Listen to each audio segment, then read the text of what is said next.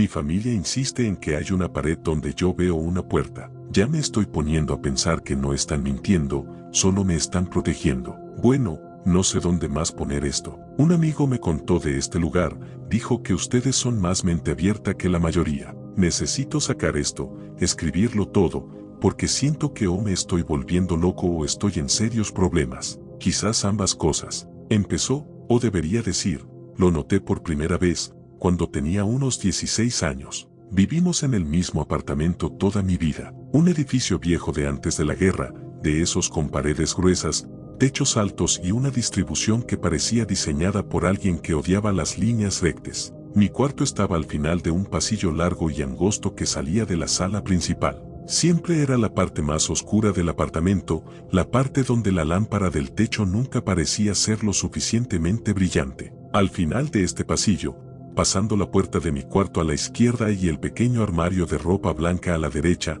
había una pared sólida, o lo que se suponía que era una pared sólida, pero para mí, no lo era. Para mí, había una puerta. No era adornada ni espeluznante, era lo contrario, lo cual era casi peor. Era una puerta de madera simple, con paneles planos, pintada del mismo color blanco roto especial de los caseros que todo lo demás, pero estaba mal. El marco era un poco demasiado delgado, el pomo de latón un poco demasiado deslustrado en comparación con los demás. No pertenecía, sabía, con el tipo de certeza profunda e instintiva que no puedes explicar, que si medía el exterior del edificio y luego el apartamento de mi familia, habría un pedazo de espacio sin contabilizar, un pedazo del tamaño de una habitación. La primera vez que intenté abrirla, solo sentía curiosidad. Había caminado por el pasillo para ir a mi cuarto y simplemente me detuve frente a ella. Mi mano se extendió, mis dedos se cerraron alrededor del metal frío y liso del pomo. Era real.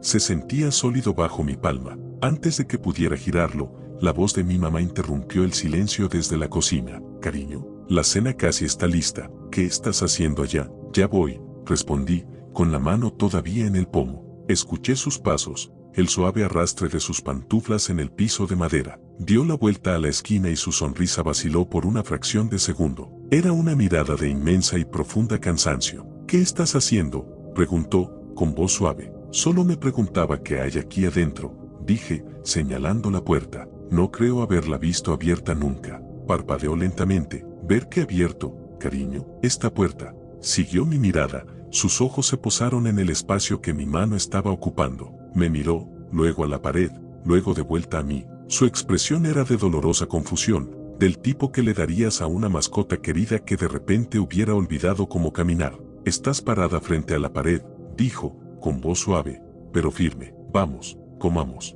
Debes estar cansado. No esperó a que respondiera. Simplemente se dio la vuelta y se fue. Me quedé allí por un momento, con la mano flotando en el aire donde había estado el pomo de la puerta. Miré hacia atrás. Todavía estaba allí. La puerta, el marco, el pomo. Podía ver las tenues grietas en la pintura. Extendí la mano de nuevo y mis dedos rozaron el yeso frío y texturizado. La puerta se había ido. Solo había una pared.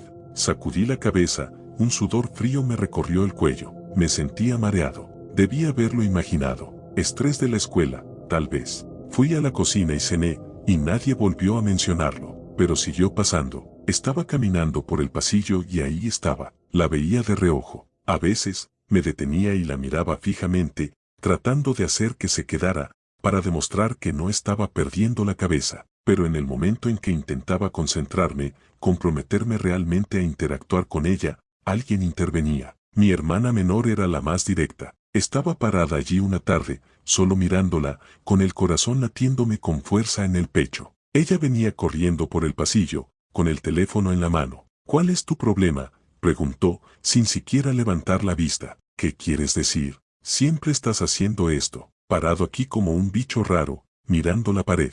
Es raro. No es una pared, dije, con la voz apenas un susurro. Es una puerta. Finalmente levantó la vista de su pantalla, con una expresión de genuina molestia en su rostro. Está bien, lo que sea. Estás bloqueando el pasillo. Me empujó, su hombro rozó el mío, y desapareció en su cuarto. Miré hacia atrás. La puerta estaba allí, sólida y silenciosa.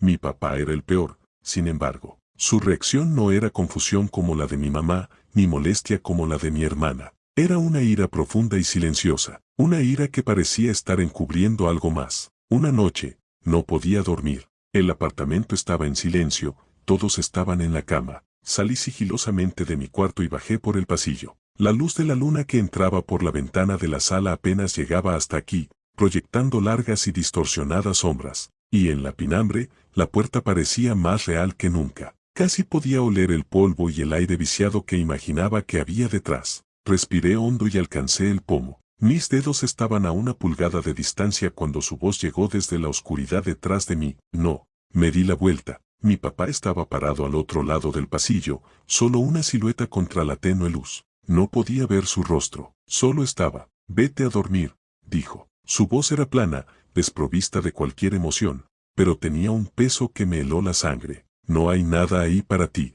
pero la veo, supliqué, con la voz quebrada. Papá, hay una puerta aquí, hay una pared, dijo, y dio un paso adelante. Estás cansado, tu mente te está jugando trucos. Vete a dormir, ahora. No discutí. Había algo en su tono que me decía que esto no era una discusión. Me escabullí de vuelta a mi cuarto y me acosté en la cama, con el cuerpo temblando. Nunca lo había visto así. No era solo un padre diciéndole a su hijo que se fuera a la cama. Se sentía como un guardia advirtiendo a un prisionero que se alejara de la cerca. Fue entonces cuando empecé a oír los sonidos. Al principio, era tan tenue que pensé que eran las tuberías o los vecinos de arriba. Un suave rasguño, como un ratón detrás del yeso, pero siempre venía del mismo lugar, de detrás de la puerta. Luego, el rasguño se volvió más frenético, más intencionado, como uñas arrastrándose por una superficie de madera. Me quedaba despierto por la noche, con la oreja pegada a la pared de mi propio cuarto, tratando de entenderlo. Me decía que eran ratas, grandes, pero sabía que no lo eran. Una tarde, mientras hacía la tarea, lo escuché. Una voz. Era apagada, indistinta, pero era inconfundiblemente humana. Un llanto, un sollozo corto y desesperado que se interrumpió abruptamente. Me levanté de la silla y corrí al pasillo. La puerta estaba allí, rígida y blanca bajo la tenue luz. Apreté la oreja contra ella, todo mi cuerpo temblaba. Silencio. ¿Escuchaste eso? Grité, mi voz resonando en el apartamento. Mi mamá apareció desde la sala de estar, con un libro en la mano. ¿Escuchar qué, cariño? Gritaste. Un llanto. Vine de aquí adentro. Golpeé mi mano contra la superficie plana de la puerta. Suspiró, con esa misma mirada cansada en su rostro. No hay, aquí adentro. Es el apartamento del señor Henderson al otro lado de esa pared. Es un hombre de 90 años. Tal vez tenía la televisión encendida. No sonaba como la tele, insistí. Sonaba como si alguien estuviera herido. Mi papá vino y se paró a su lado. Miró más allá de mí, a la pared, y su mandíbula estaba tensa. Déjalo, dijo, con voz baja. Estás asustando a tu madre. No estoy tratando de asustar a nadie. Te estoy diciendo lo que escuché. Los sonidos se hicieron más frecuentes después de eso. La súplica era más clara. Ayúdame, susurraba, una voz delgada y hueca que parecía filtrarse a través de la madera. Por favor, está muy oscuro aquí. A veces era la voz de un hombre, a veces la de una mujer, a veces, sonaba como un niño. Yo era el único que lo escuchaba. Intenté grabarlo en mi teléfono, pero todo lo que obtuve fue estática y el zumbido bajo del edificio. Me estaba convirtiendo en un fantasma en mi propia casa. Perdí peso. Dejé de hablar mucho en la cena. Pasaba la mayor parte del tiempo en mi cuarto, con los audífonos puestos, tratando de bloquear los susurros del final del pasillo. Mi familia empezó a tratarme como si fuera de cristal. Hablaban en tonos suaves y complacientes. Mi mamá dejaba bocadillos fuera de mi puerta. Mi hermana dejó de burlarse de mí y simplemente me evitaba. Caminaban sobre cáscaras de huevo, y era asfixiante. Pensaban que me estaba volviendo loco. Estaba empezando a creerles. El punto de ruptura llegó unos años después, cuando volví a casa de mi primer año de universidad. Pensé que tal vez alejarme lo habría arreglado, que la distancia habría reiniciado mi cerebro. Pero en el momento en que caminé por ese pasillo, ahí estaba, la puerta. Era como si me hubiera estado esperando. Y esa noche, los sonidos fueron peores que nunca. Ya no eran solo susurros, eran gritos. Un chillido agudo y delgado de puro terror que continuaba y continuaba. Salí corriendo de mi cuarto, con las manos en las orejas. ¿No pueden oír eso? Por el amor de Dios, ¿cómo no pueden oír eso? Mis padres estaban en la sala de estar, viendo la tele. El sonido de la televisión se ahogaba por completo con los gritos en mi cabeza. Mi papá se levantó, con la cara pálida. Mi mamá estaba llorando en silencio. Haz que se detenga, le supliqué, con lágrimas corriendo por mi rostro. Papá, por favor, tienes que hacer algo. Se acercó a mí, con pasos pesados. Me puso las manos en los hombros, con un agarre de hierro. Me miró directamente a los ojos, y los suyos estaban llenos de un dolor terrible y familiar. Escúchame, dijo, con la voz ronca. Tienes que ser fuerte, tienes que ignorarlo. Solo, bloquéalo. No puedo, es muy fuerte. Y entonces dijo las palabras que lo cambiaron todo. Se inclinó más cerca, su voz bajó a un susurro áspero, sus ojos salvajes con una desesperación que nunca había visto antes. Lo sé, gruñó. Es más fuerte para ti de lo que lo fue para tu abuelo. Los gritos en mi cabeza se detuvieron. El mundo se quedó en silencio. ¿Qué? Respiré. Se dio cuenta de lo que había dicho. La fuerza salió de sus brazos, y tropezó hacia atrás, con la cara cenicienta. Yo, no quise. ¿Qué quisiste decir? Exigí, siguiéndolo mientras retrocedía.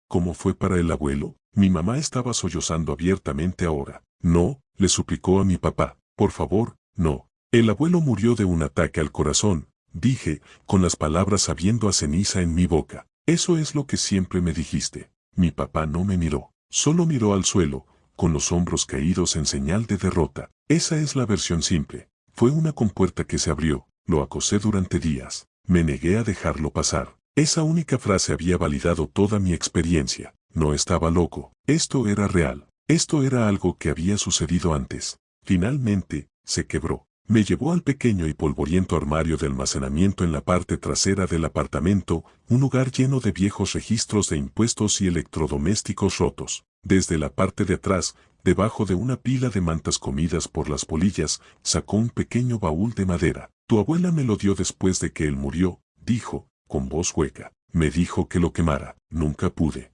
Dentro había una colección de cosas de mi abuelo. Fotos viejas, una medalla de servicio, algunas cartas. Y en la parte inferior, un diario delgado, encuadernado en cuero. Pertenecía a su hermano mayor, mi tío abuelo, un hombre del que nadie, nunca, hablaba. Llevé el diario a mi cuarto y lo abrí. Las primeras páginas estaban fechadas justo después de la Segunda Guerra Mundial. Escribió sobre cómo regresó a casa, sobre cómo intentaba encontrar trabajo, sobre cómo vivía con sus padres y su hermano menor, mi abuelo, en este mismo apartamento. Sus primeras entradas eran normales. Hablaba de la ciudad, de una chica que le gustaba, de su frustración con su familia. Luego, el tono empezó a cambiar. Mencionó el pasillo. 12 de octubre. Hay una extraña corriente de aire al final del pasillo, pasando el cuarto de mi hermano. Mi madre dice que es solo el edificio viejo que se asienta, pero se siente específico. Viene de una puerta que no recuerdo que estuviera allí antes. Es lisa, blanca. No parece llevar a ninguna parte según los planos del edificio que mi padre guarda en su estudio. Mi sangre se convirtió en hielo. Seguí leyendo. 29 de octubre. Intenté abrir la puerta hoy. Mi hermano me detuvo. Se rió y me preguntó por qué estaba tratando de caminar a través de una pared. Cuando miré de nuevo, tenía razón. Solo había yeso, pero sé lo que vi. No lo estoy imaginando. Es joven, no presta atención. Pero lo vi. 15 de noviembre. Los sonidos han empezado. Un rasguño. Pensé que era una rata, pero es demasiado rítmico. Y anoche, una voz. Una mujer, creo, pidiendo ayuda. Le pregunté a mi padre si lo escuchó, y se enfureció. Me dijo que no volviera a ir a ese extremo del pasillo. Parecía asustado. Las entradas se volvieron más erráticas. Su letra, que antes era ordenada y controlada, se convirtió en una escritura frenética. Describió los mismos susurros, las mismas súplicas de ayuda. Escribió sobre la negación de su familia, su insistencia en que estaba enfermo, que la guerra le había hecho algo a su mente. 7 de diciembre. Creen que estoy loco. Hablan de mí cuando creen que no puedo oír. Quieren enviarme lejos, pero no estoy loco. Hay alguien atrapado en esa habitación. Los escucho todas las noches. Me suplican que los deje salir.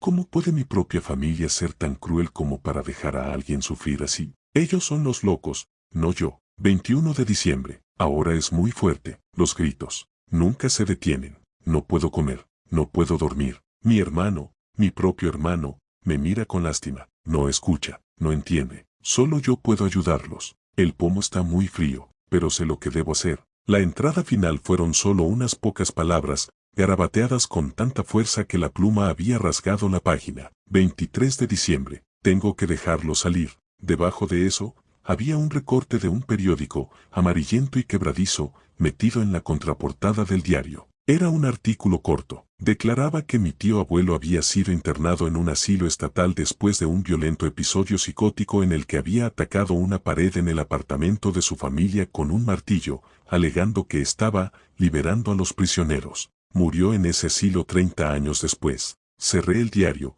con las manos temblando tanto que apenas podía sostenerlo. Salí a la sala de estar, sosteniéndolo como si fuera una bomba. Mi padre estaba sentado en el sofá, con la cabeza entre las manos. Mi madre estaba a su lado, con el brazo alrededor de sus hombros. Levantaron la vista cuando entré. Ya lo sabían. No es una enfermedad, dije, con la voz muerta. ¿Verdad? Mi padre finalmente me miró, con la cara hecha una máscara de dolor. No, dijo, es peor. Es una cosa, una carga. Se adhiere a una persona de nuestra familia, cada generación. Parece elegir a los hijos. Eligió a mi tío, eligió a mi padre, y ahora, te eligió a ti. Me lo contó todo. Dijo que su padre, mi abuelo, también había visto la puerta, escuchado los sonidos. Pero después de ver lo que le pasó a su hermano, eligió un camino diferente. Pasó toda su vida ignorándolo. Bebía mucho. Era un hombre frío y distante. Vivía en un estado constante de terror controlado, luchando una batalla que nadie más podía ver. El estrés, dijo mi papá, es lo que realmente lo mató, no un ataque al corazón. Una vida entera escuchando los gritos detrás de la puerta simplemente agotó su cuerpo. Es un parásito, susurró mi papá, con los ojos suplicándome. Se alimenta de la atención. Cuanto más te concentras en ello, cuanto más escuchas, más fuerte se vuelve, más fuerte se vuelve. Tienes que ser más fuerte que ellos, sollozó. Tienes que vivir tu vida tan plenamente, tan ruidosamente, que lo ahogues. Tienes que olvidar que ese pasillo siquiera existe. Por favor. Tienes que ser tú quien lo mate de hambre, dejarlo morir. Solo vive tu vida y no mires atrás. Escuché todo. Escuché sus palabras, vi sus lágrimas. Y una parte de mí, la parte lógica y educada, lo rechazó todo. ¿Una maldición? ¿Un parásito generacional? Sonaba como algo sacado de una novela de fantasía. La explicación más plausible era mucho más simple y, a su manera, más triste. Mi tío abuelo tenía una enfermedad mental grave. El trauma de la misma creó una ilusión compartida, una pieza de folclore familiar transmitida a través del miedo y la sugestión. Mi abuelo probablemente tuvo sus propias luchas y la ansiedad de mi papá se manifestó como esta negación protectora y frenética. Y yo era solo el siguiente en una línea de hombres con una predisposición genética a la esquizofrenia. Eso es lo que elegí creer. Era la única opción sensata. Les dije que necesitaba irme, no de ellos, sino del apartamento, del entorno. Necesitaba un nuevo comienzo, un lugar sin historia, sin pasillos oscuros. Mi papá discutió, me suplicó que me quedara donde él pudiera ayudar, pero sabía que no podía. Quedarme se sentía como aceptar que la maldición era real. Irse se sentía como elegir la cordura. Conseguí un buen trabajo en una ciudad a 1000 millas de distancia. La mudanza fue un torbellino de cajas y despedidas. La última vez que vi a mi papá, me abrazó tan fuerte que apenas podía respirar. Sé fuerte, me susurró al oído, no escuches. Mi nuevo apartamento no se parece en nada al anterior. Es un rascacielos moderno, líneas limpias, mucha luz natural, todo nuevo. Durante los 2 primeros meses, fue perfecto. Era tranquilo, maravillosamente tranquilo. Dormí toda la noche por primera vez en años. Estaba empezando a sentirme normal. Estaba convencido de que había tomado la decisión correcta. Había escapado de la locura familiar. Anoche, terminé de desempacar la última de mis cajas. Había instalado mi oficina en el segundo cuarto. Era tarde, y estaba caminando de la oficina a la cocina para tomar un vaso de agua. La sala principal es de planta abierta, pero hay un pasillo corto que conduce al dormitorio principal y al baño. Es un espacio pequeño y funcional. Un lienzo en blanco. Y al final, donde se supone que hay una pared sólida y sin rasgos distintivos, hay una puerta. Me detuve en seco, el vaso vacío se me escapó de la mano y se hizo añicos en el suelo. Es la misma puerta, exactamente la misma, lisa, con paneles planos, pintada de un tono blanco ligeramente demasiado brillante que no coincide del todo con el resto de los adornos. El mismo pomo de latón deslustrado. No era el apartamento, nunca fue el apartamento, soy yo. La traje conmigo. Me quedé allí durante lo que parecieron horas, con los pies descalzos a solo centímetros del cristal roto, con los ojos fijos en la puerta imposible. Las palabras de mi papá resonaban en mi cabeza. Se adhiere a una persona. Mi teléfono vibró en mi bolsillo. Era mi papá. Un mensaje de texto. Solo para ver cómo estaba. ¿Todo bien? No pude responder. No pude moverme. Lentamente, temblorosamente, di un paso adelante, y otro. Me paré frente a ella, la arquitectura imposible de mi infierno personal. Pude sentir una leve corriente de aire frío que se filtraba por debajo. Mi papá me suplicó que fuera fuerte, que la ignorara, que viviera mi vida y la matara de hambre. El diario de mi tío abuelo demostró el costo de intentar luchar contra ella, pero nunca consideraron una tercera opción. No luchar contra ella, no ignorarla, aceptarla. Me incliné hacia adelante, con el corazón latiéndome contra las costillas como un pájaro atrapado. Apreté la oreja contra la madera lisa y fría. Al principio, solo hubo silencio. Una quietud profunda y profunda que era más inquietante que cualquier grito. Contuve la respiración, escuchando. Y entonces lo escuché. Un ligero rasguño. Y un susurro, tan cerca que sentí que estaba al otro lado de mi propia piel. Ayúdame. Mi padre me suplicó que fuera lo suficientemente fuerte como para ignorarlo. Mi abuelo fue lo suficientemente fuerte como para ignorarlo, y lo rompió. Mi tío abuelo fue lo suficientemente fuerte como para luchar contra él, y lo destruyó. No sé si soy fuerte. Todo lo que sé es que, por primera vez en mi vida, no hay nadie aquí que me diga que me detenga.